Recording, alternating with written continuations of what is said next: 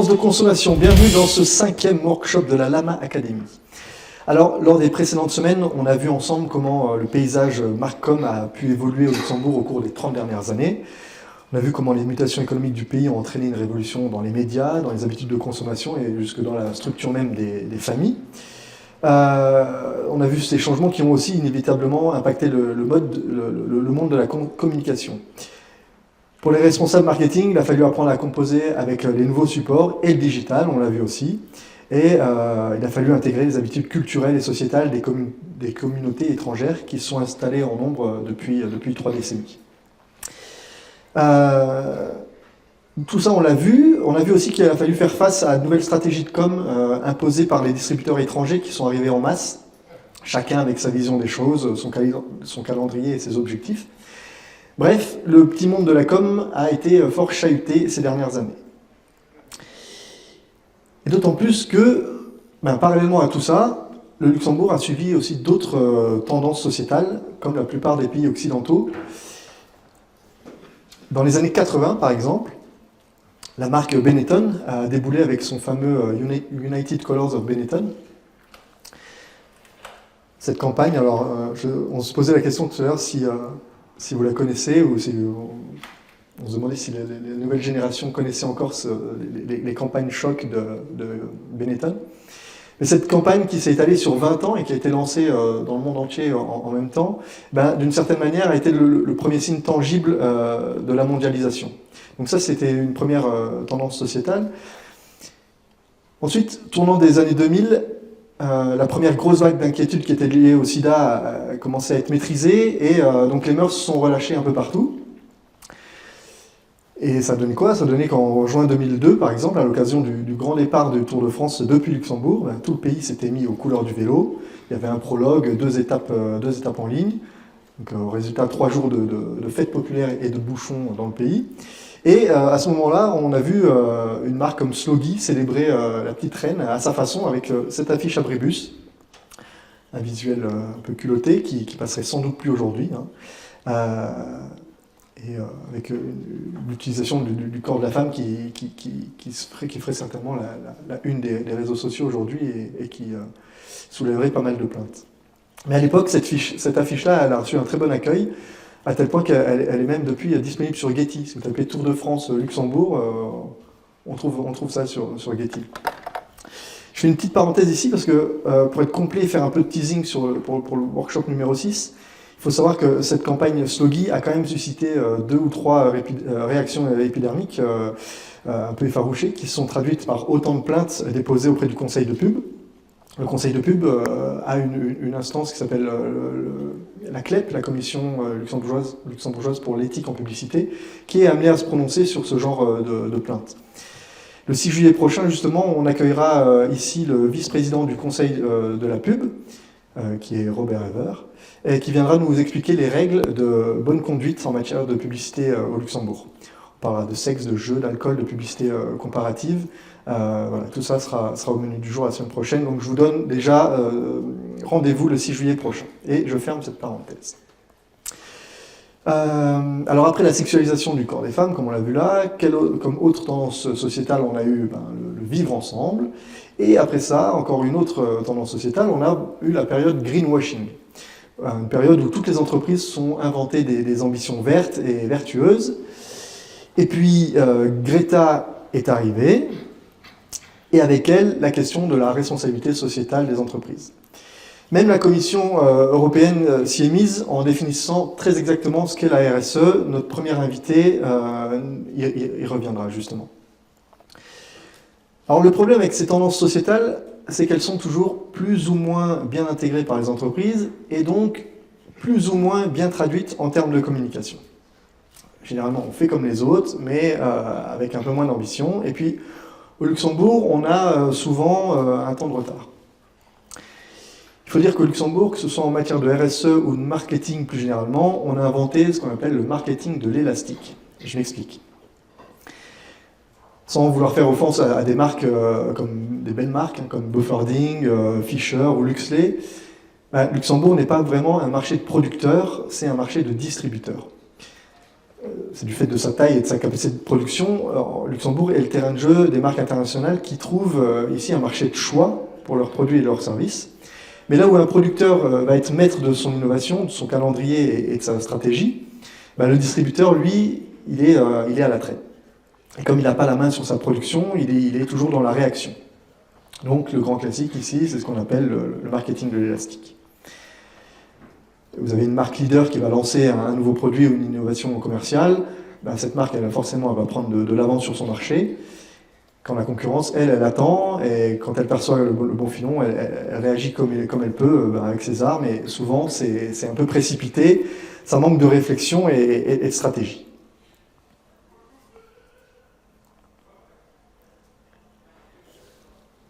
En matière, on a des bonnes illustrations, là, Académie.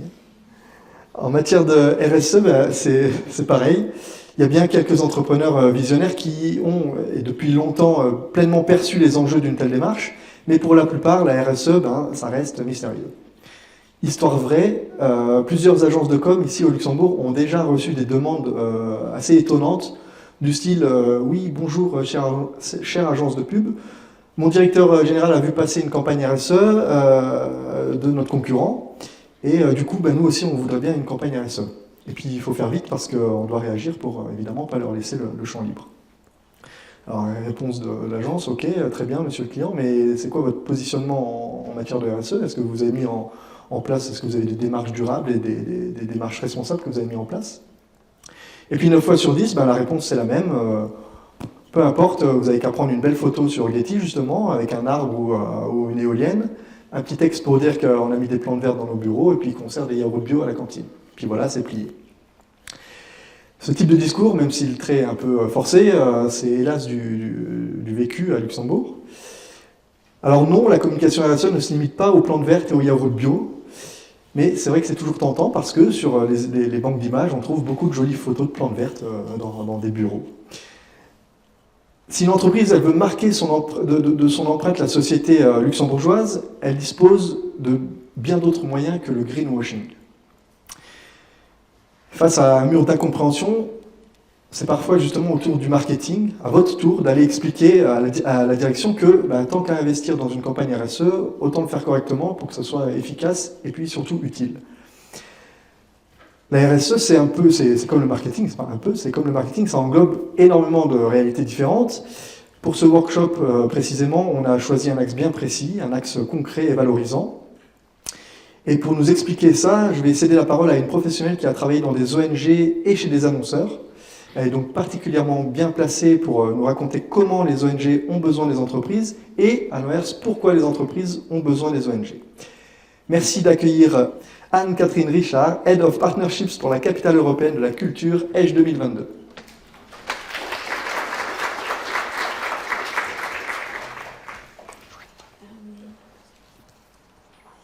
Bonjour à tous, merci d'être venus aussi nombreux.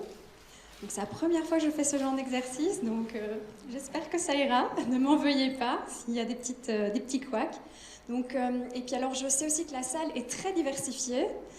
Donc il y a différents types de professions et surtout différents types de niveaux aussi, de junior à senior. Donc j'espère que chacun va pouvoir grappiller un petit peu de sujets intéressants. Donc voilà, alors pourquoi avoir choisi ce titre? Il est possible d'unir durablement les entreprises et les associations. L'ère du greenwashing est révolue. J'aurais presque pu ajouter le social washing également. Eh bien, c'était un peu une petite phrase choc aussi pour montrer effectivement que les entreprises ont certains intérêts et les associations en ont d'autres souvent.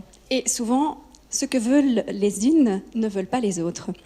Et donc le but d'aujourd'hui, c'est de faire un petit retour en arrière pour voir un petit peu comment on va pouvoir répondre à cette question. Si toutefois un jour on vous pose la question de savoir comment unir notre entreprise avec une association ou une association avec une entreprise, qu'est-ce qui est intéressant, moins intéressant, comment on peut y arriver.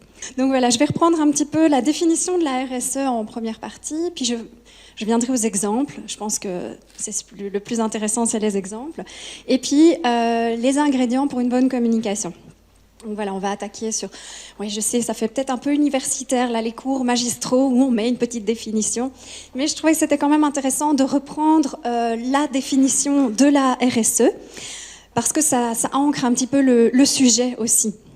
Donc, la Commission européenne définit en 2011 la responsabilité sociétale des entreprises comme la responsabilité des entreprises vis-à-vis des effets qu'elles exercent sur la société. Eh bien, vaste programme. Donc, en fait, c'est un concept où les entreprises intègrent les préoccupations sociétales, environnementales et économiques dans leurs activités et dans leurs interactions avec les parties prenantes sur base volontaire. Tout ça est bien précis, effectivement. Donc les entreprises en fait doivent répondre à toute une série, pour faire simple, les entreprises qui se lancent en RSE doivent répondre à toute une série de critères bien définis. Donc on a une norme, l'ISO 26000, qui indique la responsabilité sociétale des organisations et qui cadenasse un petit peu cela d'une certaine façon. Et en fait, comme on l'a précisé dans l'introduction, la RSE, c'est vraiment le gros fourre-tout du moment. Hein. Donc on met beaucoup de choses dedans, on dit RSE, ben voilà, ça englobe énormément de choses. Donc c'est le développement durable, c'est les attentes de tous les stakeholders, de toutes les parties prenantes, et c'est l'ensemble de l'organisation qui en fait s'engage pour toutes ces relations. Donc en gros, la RSE, on doit comprendre, il y a différents axes dans la RSE. Donc la gouvernance de l'organisation, les droits de l'homme, les relations et les conditions de travail, l'environnement, la loyauté des pratiques, les questions relatives aux consommateurs et les communautés et le développement local. En fait, tout ça est cadré aussi à différents niveaux. Donc, j'ai eu la chance l'année passée, donc il y a 2 ans, pardon, de participer au groupe de travail. Je ne sais pas si vous savez, mais le gouvernement luxembourgeois, au niveau du ministère des Affaires étrangères, avait pris position et avait développé donc un comité qui s'appelle Entreprises et droits de l'homme. Et donc, en fait, dans cette partie entreprises et droits de l'homme, le Luxembourg s'est engagé donc dans tout un plan d'action pour cette année, l'année prochaine et l'année suivante, qui rentre donc dans la RSE avec les bonnes pratiques également à suivre. Donc les plans sont disponibles au niveau du ministère et consultables en ligne si cela vous intéresse. Et grâce à ce type en fait d'action, au niveau local, au Luxembourg, il y a des lignes qui ont été ajoutées dans la labellisation RSE, notamment au niveau de l'IMS et de l'INDR. Donc grâce à ces groupes de travail, il y a des choses aussi qui se font bouger en interne, et il y a des lignes de conduite, notamment au niveau des entreprises internationales, qui ont été mises en œuvre et qui ont été quelque part, pour certaines, pointées du doigt dans le non-respect de ces droits de l'homme. Donc voici aussi au niveau de la plus large échelle, au Luxembourg également, donc il y a différentes choses qui sont mises en place au niveau de la RSE. Donc on a ces plans de travail au niveau du ministère, mais il y a également, donc ici dans la maison, nous avons l'INDR avec la labellisation ASR, et il y a aussi l'IMS, Inspire More Sustainability, qui s'occupe aussi de tout ce qui est RSE au Luxembourg et qui promeut des workshops, des lignes de conduite, des publications, etc. Donc ça, au niveau du Luxembourg, quand vous cherchez des informations au niveau de la RSE, quand vous voulez voir quelle entreprise est active dans ce secteur-là, quelle association soutient tel type de projet, vous pouvez aller sur le site de l'IMS ou alors sur le site de l'INDR qui apporte déjà pas mal d'informations à ce sujet-là. Donc voilà pour le côté un petit peu je veux dire, plus formel. Alors, j'ai repris aussi 2 principes que je trouvais intéressants au niveau de la définition de la RSE, donc Archie Carroll, qui lui, en fait, se base sur 4 catégories de responsabilité pour l'entreprise. Donc, les catégories économiques, légales, éthiques et philanthropiques. Donc, en fait, c'était pour mettre en lumière les attentes des entreprises versus les attentes de la société. Et le but, effectivement, c'est qu'on parvienne à répondre à ces attentes de la société par rapport à des mises en œuvre auprès des entreprises. Voilà. Ensuite, il y avait un autre principe également qui est assez intéressant à mettre en œuvre, c'est la stratégie pérenne de Michael Porter et Mark Kramer, donc en 2011. Eux, en fait, ils disent effectivement que pour une entreprise, eh bien, ce qui est intéressant, c'est qu'il faut merger les valeurs de l'entreprise avec les valeurs de la société pour créer cette valeur partagée. Et c'est à vous, en fait, de créer cette valeur partagée lorsqu'on vous posera la question de savoir, tiens, qu'est-ce que je peux faire dans ma campagne pour mettre en avant la RSE de l'entreprise. C'est à vous qu'on posera cette question. Quelle est cette valeur partagée? Qu'est-ce qui est important pour l'entreprise de mettre en avant par rapport à l'association soutenue ou à travers les valeurs sociétales qu'elle souhaite mettre en avant? Voilà, alors maintenant j'entre dans les exemples, donc un peu les cas pratiques. J'en ai fini de la théorie. Enfin, si vous aimez beaucoup la théorie, je peux y revenir. Donc j'essaie de faire court parce que je sais qu'en général, c'est l'heure du déjeuner, on risque de s'endormir, et donc il vaut mieux un petit peu passer au cas un peu plus fun, entre guillemets, on verra bien. Alors ici, c'est du temps où je travaillais chez MSF. Alors pourquoi j'ai pris cet exemple-là? Parce que l'ING Marathon, en fait, c'est un événement qui a grossi énormément au fur et à mesure des années et qui maintenant est vraiment un événement incontournable pour les entreprises. Maintenant, en tant qu'entreprise, la plupart y participent pour courir, etc. Mais en tant qu'association, il a fallu réfléchir à aussi comment être présent dans un événement qui est très très orange, comment on va faire pour qu'on voit quand même un petit peu la marque MSF. Donc en fait, on a mis différentes choses. Donc quand je suis arrivée, c'était vraiment la toute première année où on rentrait en contact avec l'ING Marathon. Et il y avait différents axes en fait possibles pour intervenir auprès de cet événement qui était déjà très important à l'époque. Donc en fait, on a été voir la direction et eux, ce qu'ils ont besoin, c'est des bénévoles. Beaucoup de bénévoles, énormément de bénévoles.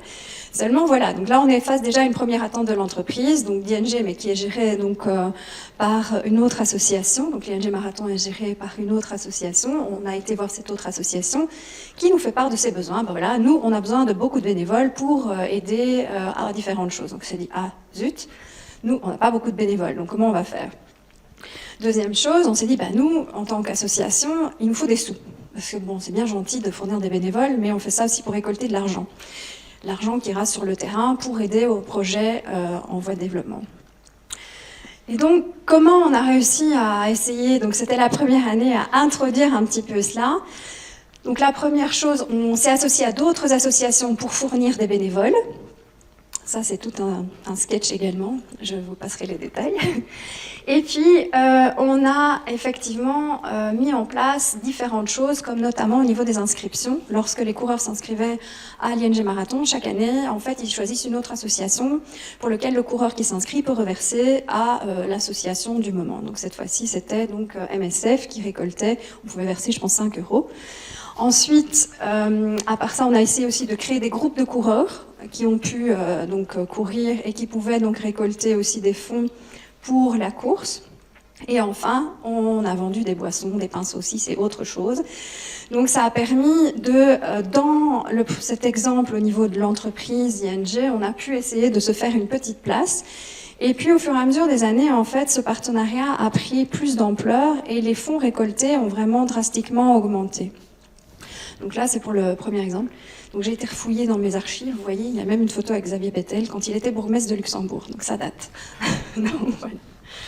Ensuite, là, donc je passe, avant on était vraiment dans le côté entreprise et plutôt événement d'entreprise avec le côté associatif. Là, je prends ma casquette lorsque j'étais chez Athlon, donc Athlon qui est une société de leasing automobile. Petite parenthèse, on m'a toujours dit que l'histoire de l'art menait à tout, donc dont le leasing automobile, donc j'atterris aussi là-dedans. Donc du coup, chez Athlon, on m'a dit, voilà, tu vas t'occuper du marketing, de la RSE, etc. Donc j'ai super, j'aime beaucoup.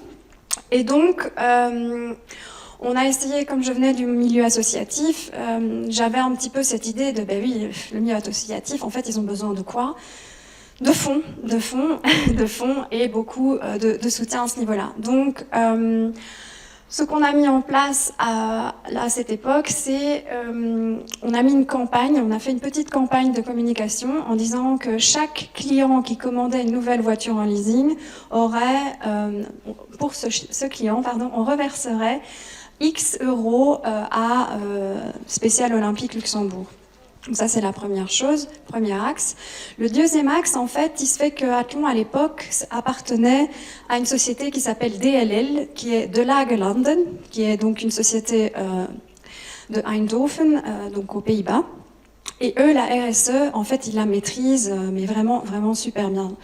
Donc les bureaux sont en bambou, tous les carpettes, ils les ont achetés au niveau, je veux dire, sans pétrole. Ils ont fait toute une réflexion au niveau du mobilier et même au niveau des activités qu'ils menaient avec les employés. Donc en fait, le groupe poussait aussi les sections plutôt locales à s'investir en RSE. Donc au niveau de la RSE, donc on a d'une part avec Spécial Olympique, comme je disais, mis en place cette campagne qui visait à récolter des fonds pour Spécial Olympique lors de chaque voiture achetée. Deuxièmement, on a mis en place aussi un système de location, de mise à disposition gratuite de véhicules, puisque c'est le core business. Donc aussi toujours se poser la question, tiens, si on est une entreprise et qu'on me demande de faire une campagne, qu'est-ce qui est intéressant de mettre en avant dans le core business de l'entreprise? Mais là, clairement, c'est du leasing automobile. Donc comment peut-on aider une association quand on est dans le leasing automobile? En mettant à disposition des véhicules. Donc c'est ce qu'on a fait. Et troisième point, on avait droit aussi chez DLL à 2 jours de bénévolat par an. Et donc les employés pouvaient donc utiliser ces 2 jours pour aller faire du bénévolat auprès de Spécial Olympique. Comment on était tombé sur Spécial Olympique? En fait, tout simplement en faisant appel à l'IMS. Donc à l'époque, j'avais demandé, tiens, quelles sont les associations qui sont en recherche en tant qu'entreprise? Je suis allée frapper à leur porte, j'ai dit, mais qui a besoin d'aide et comment on pourrait faire quelque chose en fonction de, effectivement, les valeurs de l'entreprise, mais aussi des valeurs de l'association et ce qu'ils souhaitaient mettre en place par eux-mêmes aussi. Donc c'est comme ça qu'on a atterri là, avec Athlon et Spécial Olympique. Donc voilà un petit exemple du côté... Et Athlon, pour dire, c'est une société de 14 personnes. Donc au niveau de l'échelle aussi de l'entreprise, c'est pas ça l'échelle n'est pas forcément importante, c'est vraiment l'engagement et les valeurs que la société veut défendre. Donc il ne faut pas se dire, tiens, moi j'ai pas 10 employés, je ne peux rien faire. Non, on peut faire vraiment quelque chose à son échelle et c'est important de trouver ce qu'il est possible de faire à son échelle. Voilà. Alors, vous allez me dire que j'aime beaucoup ING, ça fait la 2e fois déjà. Mais j'aimais beaucoup le partenariat qu'ING avait avec UNICEF, et c'est un partenariat, cette fois-ci, mondial. Il faut savoir que certaines ONG et associations développent des partenariats internationaux. Donc c'est décidé au niveau du headquarter de l'entreprise, et du coup, ils associent tous les membres des mêmes sociétés des autres pays à suivre cette directive. Dans ce cas-ci, donc ING qui est basé aux Pays-Bas, donc je vous disais, les Pays-Bas sont très investis en termes de RSE et assez en avance aussi en Europe au niveau des actions qu'ils mènent. Et donc ING, à l'époque, donc c'était il y a plus de 10 ans, a décidé de soutenir UNICEF. Et ça venait donc des Pays-Bas. Et ici à Luxembourg, comment ça se traduisait en fait à Luxembourg? Est-ce que on pourrait imaginer que comme c'est quelque chose imposé par le groupe, ils ont fait vraiment le minimum quelque part, mais pas du tout. Donc j'ai eu la chance, certains d'entre vous connaissent sans doute Stéphanie Moulin, donc, qui travaille chez ING en RSE, et qui est vraiment géniale, qui gère ça vraiment de main de maître. Et donc les actions qui ont été mises en place par ING et qu'ils ont pu promouvoir auprès de leurs clients, donc je vais en citer quelques-unes. Donc c'est un package et c'est pas simplement une remise de chèque au niveau international qui a lieu, mais c'est une implication au niveau des employés, mais aussi de leurs clients. Et aussi au niveau de, même, par exemple, quand on prend l'ING Marathon, même des gens qui sont de passage. Donc je vais y revenir. Donc la première action qu'ils ont mis en place, c'était reverser X cents sur les cartes Visa. Donc à chaque transaction Visa, ils reversaient X cents à l'UNICEF. Le problème, c'est qu'ils ont arrêté ça au bout de 2 ans parce qu'ils se sont rendus compte que ça leur coûtait trop cher. Donc c'est que ça fonctionnait bien. Donc, ensuite, ils ont beaucoup impliqué aussi les employés. Donc les employés, à chaque fois qu'ils organisaient quelque chose, donc ça peut être des cours qu'ils mettent en place soit pour les employés, et bien une partie du financement de ces cours était reversée à l'UNICEF. Ça pouvait être aussi, dans le cadre de la Coupe du Monde, ils avaient fait des petits paris entre eux en disant « Ah, c'est la France qui va gagner, ah non, c'est la Belgique, machin ». Donc ils ont fait des petits paris, et hop, l'argent est revenu aussi à l'UNICEF. Donc tout ça, normalement, on ne peut pas trop, mais bon. Donc il y avait ce type de choses. Et puis, il y a également aussi chaque initiative prise par les employés en termes de récolte de fonds est doublée par ING. Le groupe va doubler aussi cette initiative, ce qui, du coup, en fait, amène une implication des employés qui ont envie aussi de participer, de proposer des choses, mais aussi de la part de l'UNICEF, en fait, plus on fait des choses ensemble, plus il y a d'argent disponible aussi pour le projet.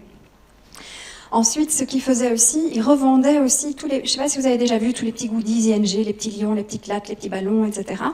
Eh bien, tous ces petits goodies étaient également reversés. En fait, le profit de cette vente était également reversé à l'UNICEF, que ce soit tant à l'ING Marathon ou alors dans leurs petits distributeurs qui mettent à disposition des clients dans les banques. Donc voilà un peu... Je voulais prendre cet exemple-là parce que je trouve qu'il y a une implication multiple et on est vraiment en dehors du côté, bah tiens, on fait un chèque et puis on en reste là. Non, là vraiment, les employés ont été vraiment impliqués et ça dépend souvent aussi de la personne responsable de la RSE et comment elle va mener le projet, comment elle va s'impliquer dans le projet. Et c'est vrai que souvent, les partenaires de ces projets, ce sont vraiment les responsables RSE qui vont en fait emmener l'entreprise avec eux dans ces partenariats. Voilà. Tout à l'heure, on a parlé de Luxley, en disant oui, mais Luxley, ben moi je parle quand même de Luxley parce que je trouve qu'ils sont quand même très cool et qu'ils font quand même plein de choses. Donc voilà.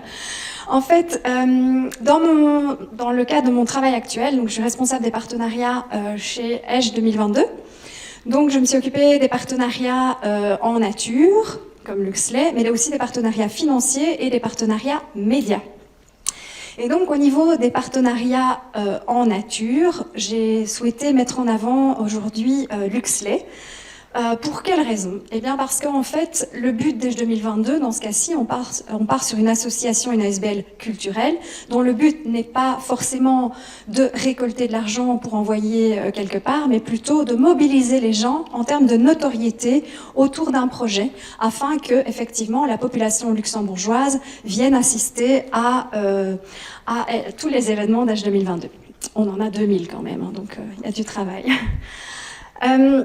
Donc là, Luxley, en fait, c'est une marque nationale. On est allé les voir et très rapidement, ils ont voulu faire partie du projet. Et donc, on s'est dit, mais qu'est-ce qu'on va pouvoir faire ensemble? Quelles sont les choses qu'on peut mener ensemble? Et il s'est avéré que finalement, une des choses qu'on a mis ensemble, c'est ces petits choquis. Donc, les petits choquis, de quoi parlons-nous? Donc je ne sais pas si beaucoup d'entre vous ont été à l'école primaire au Luxembourg. Et à la récréation, on recevait des petits choquis de Luxley qu'on buvait. Voilà. Donc il y a tout ce côté aussi tradition, le côté marque nationale qui était important. Et donc on a décidé avec Luxley de brander les petits choquis et des cappuccinos pour que eux les vendent et donc en fassent la promotion, mais également pour mettre en avant un travail d'artistes. Donc nous, cette fois-ci, ESH 2022, on est dans la culture et donc on met en avant des artistes. Donc ici, le choquis, ça a été fait par Lise Kummer. Donc on véhicule en fait aussi un message ESH 2022, mais au travers la culture avec une artiste qui représente et qui a repensé le packaging des choquis. Et puis alors, on a aussi les cappuccinos avec les petits colibris de Daniel McLeod. Et donc le but en fait de cette opération, là on est vraiment plus dans une opération marketing. Donc on va en fait utiliser la marque Luxley, en accord avec eux, pour faire de la promotion pour ESH 2022. Mais d'autre part, eux sont très contents de nous avoir aussi parce qu'on les aide aussi à diffuser un message auprès d'une communauté qui n'ont pas forcément. Vous vous souvenez quand je vous ai dit, tiens, vous vous rappelez quand vous étiez à l'école primaire au Luxembourg? Il n'y a pas beaucoup qui ont répondu. Eh bien, voilà en fait pourquoi Luxley est intéressé, parce que la plupart des gens au Luxembourg, on a 50% aussi de personnes issues d'autres pays que le Luxembourg, et donc c'est intéressant pour Luxley de faire connaître cette marque nationale également aux expats, aux nouveaux arrivants et même aux frontaliers. Donc eux, on est pour eux aussi, quand je parlais au début aussi d'échange de valeurs, dans le cercle au milieu, mais voilà, on a trouvé notre terrain d'entente au niveau de ces valeurs, parce qu'on a vraiment trouvé des lignes d'intérêt communs. Au-delà de ça, on a aussi, avec Luxley, ils ont aussi mis des étiquettes sur des packagings de lait, pour faire de la pub pour H 2022. Et alors on a ici, j'avais mis une photo des camions. Donc sur leurs camions qui traversent le pays, on a aussi H 2022 qui est là pour véhiculer l'image du programme et de Luxley. Donc voilà un peu un autre type de partenariat, plutôt un partenariat en nature. Donc on parle vraiment pas de partenariat financier, et on est davantage sur vraiment du marketing de marque. Alors, ici, on est chez ArcelorMittal. Alors, ArcelorMittal, pourquoi est-ce qu'ArcelorMittal est devenu partenaire d'H 2022 ? Parce que ArcelorMittal est historiquement présent sur le territoire. Là, j'ai pris un autre exemple. Donc, c'est une société internationale avec un ancrage local, et on parle d'un partenariat financier. Donc là, on parle de nos main partners qui nous aident donc en financier, mais également en nature. Pourquoi j'ai décidé de parler d'ArcelorMittal ? Parce qu'en fait, ArcelorMittal a cet ancrage envers la culture uniquement au Luxembourg. Quand on parle avec les responsables du groupe, ils m'ont confirmé qu'en fait, c'est vraiment une vision très luxembourgeoise d'ArcelorMittal de soutenir la culture. Ailleurs dans le monde, ce n'est pas le cas. On a de la chance quand même. Donc, on a mis en place différentes choses. On a ce partenariat financier qui nous aide, nous, dans notre recherche de sponsors, puisqu'on avait besoin de cash aussi comme association. C'est toujours ça, comme je le disais il y a peu aussi, toujours ce balancement entre les besoins des associations et les envies des entreprises. Il faut toujours trouver le juste milieu. Et effectivement, dans ce cas-ci, donc, on avait besoin d'un sponsor financier. Et en plus de ça, en fait, ArcelorMittal a également sponsorise en nature. Quand je parle en nature, c'est-à-dire qu'ils mettent à disposition des bâtiments qui leur appartiennent pour dans le cadre d'H 2022, pour des événements, pour des associations, etc. Et ça évite évidemment des loyers, ça évite énormément de dépenses de notre côté. Parallèlement à ça, donc on parle d'un partenariat financier, d'un partenariat en nature avec la mise à disposition de bâtiments. Et on a aussi, chez eux, ils véhiculent aussi l'image d'H 2022 dans leur campagne communication. Je ne sais pas si vous avez récemment vu leur campagne. Il y en a sur le dos des bus, il y en a à l'aéroport, il y en a un peu partout. Et c'est sur cette campagne d'affichage, ils ont pris avec eux notre marque H 2022. Donc là, on est vraiment sur un partenaire sponsor qui a décidé aussi de nous promouvoir. Alors que d'habitude, la définition d'un sponsor, c'est il est sponsor pour qu'on promeuve sa propre marque et non l'inverse. Donc dans ce cas-ci, en fait, donc il y a ce partenariat financier en nature. Eux utilisent notre marque en termes de communication. Et puis, en fait, ils utilisent aussi H 2022 et le partenariat pour faire plaisir à leurs employés, dans le cadre de la RSE, dont on parlait aussi plus tôt.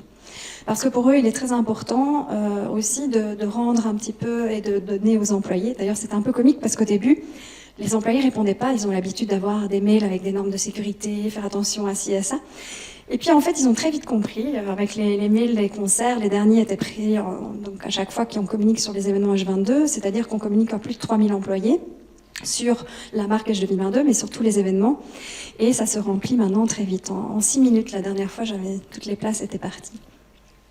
Donc voilà un peu un exemple, effectivement, avec ArcelorMittal de main partner qui a décidé de mettre en avant son implication pour la culture et au travers différents biais, tout en amenant également ses employés, en les incitant à participer à nos événements. Donc voilà un petit peu pour ArcelorMittal. Et alors, ce qui est vraiment chouette dans le cadre de ce partenariat, Petite parenthèse, là je suis en train aussi de créer pour Edge 2022 un club qui s'appelle le Business for Culture Club, donc c'est associer les entreprises et la culture pour que les entreprises aillent davantage soutenir des projets culturels et que le secteur culturel aille davantage vers le secteur des entreprises. Et dans ce cadre-là, ArcelorMittal est déjà très très impliqué parce qu'ils veulent aussi que ce projet de partenariat soit pérenne. Voilà. Alors, donc quels ingrédients pour une bonne communication? Donc c'est un petit peu peut-être un peu bateau, je ne sais pas. Maintenant, je remarque que quand on pose la question aux gens, la plupart des gens veulent du sens dans leur travail. Et veulent donc du sens aussi pour l'entreprise dans laquelle ils travaillent ou pour l'association dans laquelle ils travaillent. Donc il est très important, je pense, quand on est une entreprise, de se poser la question de ses valeurs et du sens qu'on veut donner à l'entreprise en s'investissant aussi de différentes manières. Et effectivement, les jeunes actuels sont en recherche plutôt de sens, je pense, et ne vont pas travailler juste pour travailler. Il faut qu'il y ait un plus dans l'entreprise qui le propose. Mais également les clients. Je pense que les clients aussi, les fournisseurs et les clients attendent autre chose. Ils veulent maintenant que les engagements soient vraiment réels et qu'on ne parle pas de greenwashing ou de social washing, parce que on peut très facilement le vérifier en fait maintenant, hein, donc et ça ne marche pas. Donc il faut effectivement penser aussi à long terme, je dirais, dans sa communication, pas faire du one shot en faisant une pub avec un joli petit chèque en disant ouais, on a donné 5 000 € et puis après on fait plus rien pendant 10 ans, trop bien. Donc il faut être un peu plus, je dirais, réfléchi dans sa campagne. Et utiliser les bons arguments, comme je disais, voilà, penser aux valeurs de l'entreprise, aux valeurs de l'association qu'on veut soutenir, et trouver les arguments qui font sens ensemble. Et donc, effectivement, je disais aussi, être honnête, parce que c'est très important d'être honnête dans sa communication. Parce qu'actuellement, je pense qu'on le sent, quand on le voit avec les campagnes des pétroliers, comme Total, etc., on n'y croit plus trop, hein, quand ils nous vendent des choses, on est là, oui, mais en fait, derrière, c'est pas toujours le cas. Voilà, alors oui, j'ai pris un dernier exemple pour terminer. Je les ai appelés aussi hier pour demander la permission de parler de leur projet. En fait, l'entreprise Rekinger soutient aussi les projets d'Edge 2022, mais soutient MSF. Et dans le cadre de montrer ce que vous faites concrètement, montrer ce qui vous différencie, je trouvais que leur façon de faire était assez rare au Luxembourg. On disait justement en introduction que au Luxembourg, on était un petit peu en retard sur certaines choses.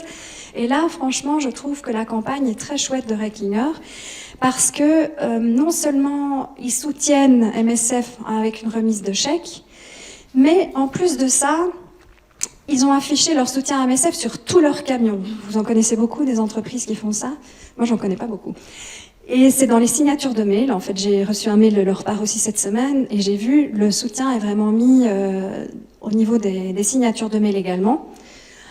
Et en fait, quand j'ai appelé la responsable communication pour lui poser la question de savoir mais jusqu'où ils vont en fait dans ce partenariat, parce qu'ils sont très visibles, on les voit partout, ils m'ont dit que tout le papier à lettres de l'entreprise était également brandé pour accueillir MSF. C'est-à-dire que toutes les factures, les devis, tous les documents qui sortent de l'entreprise, il y a le logo d'MSF en disant « Soutenez MSF ».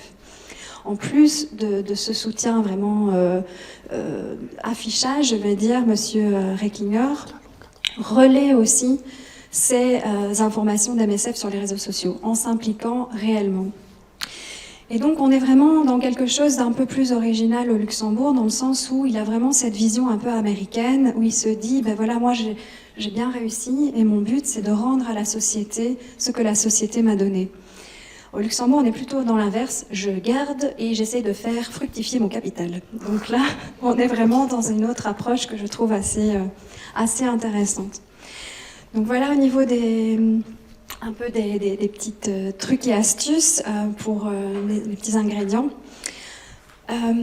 Alors au niveau des sources, voilà, elles étaient indiquées, j'en ai déjà parlé. Et puis voilà, je vous remercie aussi de m'avoir écouté religieusement. Alors j'ai des petites surprises pour vous, j'ai pris les petits choquis avec, comme ça vous pouvez repartir avec un petit choquis, ils sont au fond de la salle, donc n'hésitez pas. Voilà.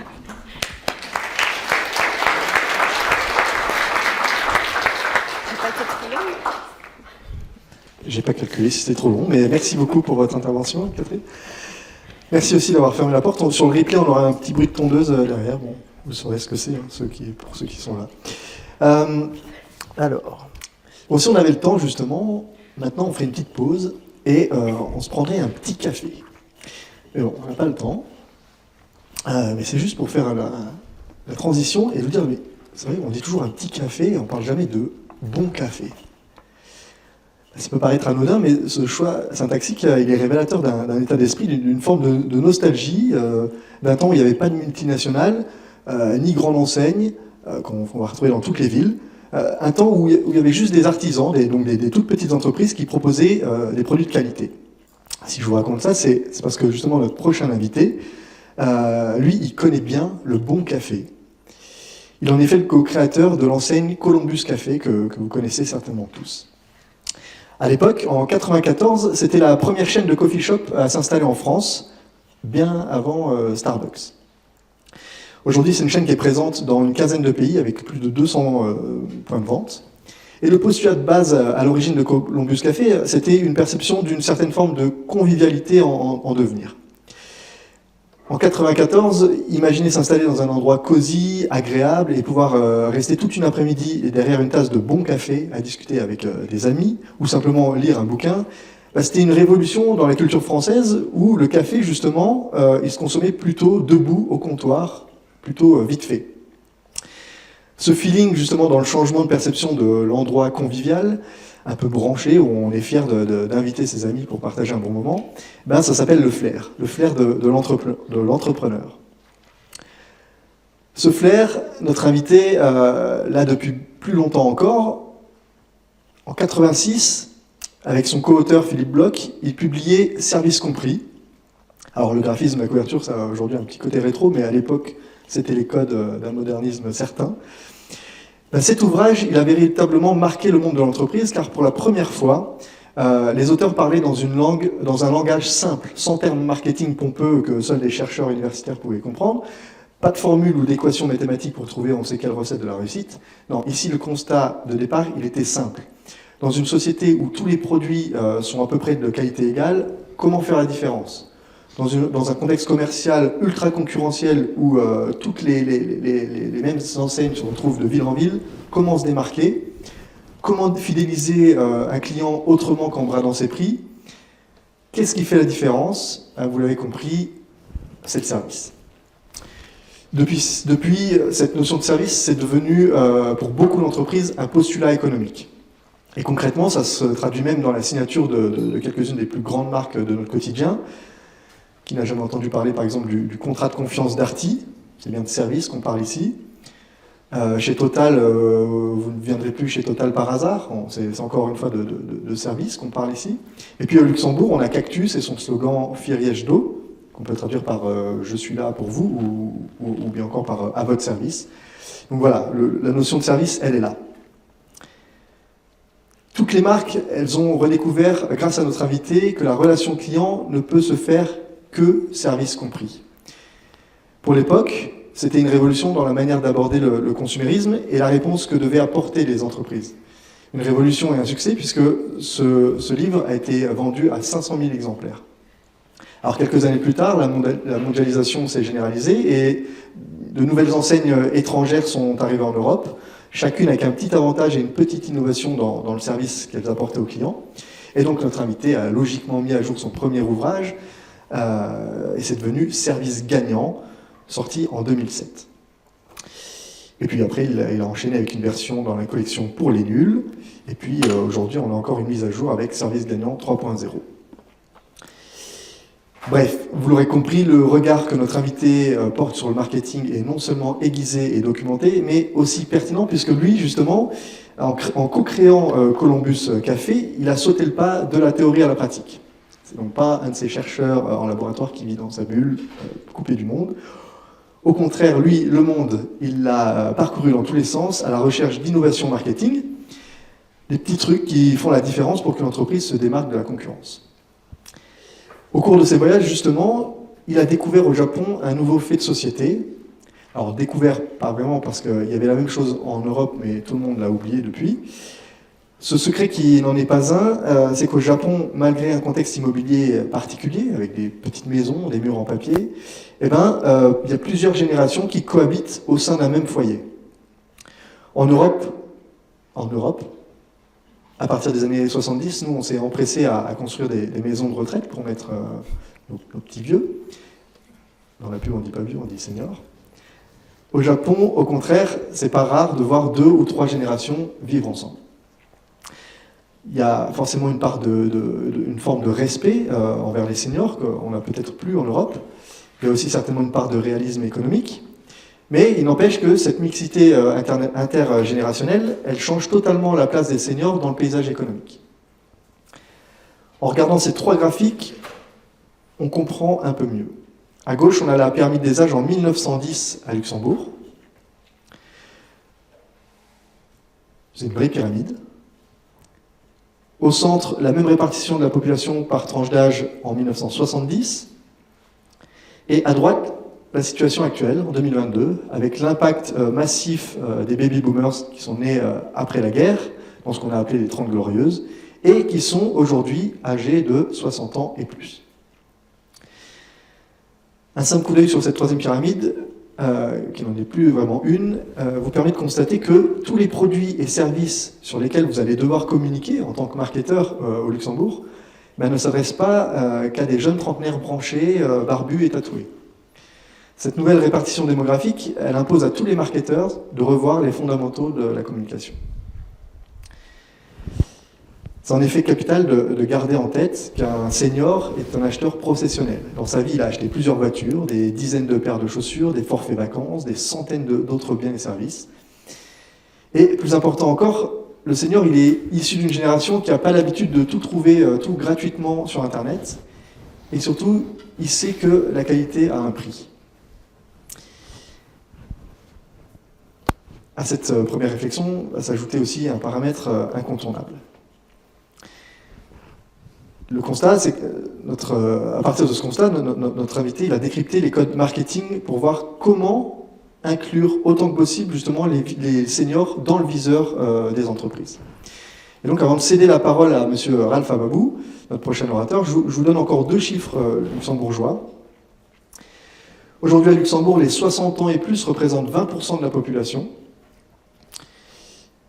En 2030, si on en croit les projections, cette proportion elle passera à 25% de la population.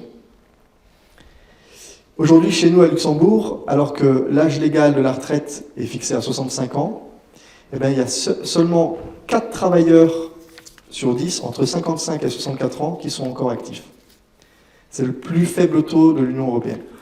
À titre de comparaison, la moyenne européenne, c'est de 6 actifs sur 10 en Suède et de 8 sur 10 en France. Mais pour tous les marketeurs que vous êtes, c'est en réalité une excellente nouvelle parce que du coup, 60% des résidents luxembourgeois entre 55 et 64 ans sont libres pour consommer vos produits et disposent d'un pouvoir d'achat certain.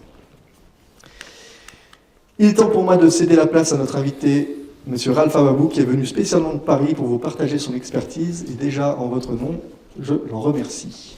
M. Ralph Ababou.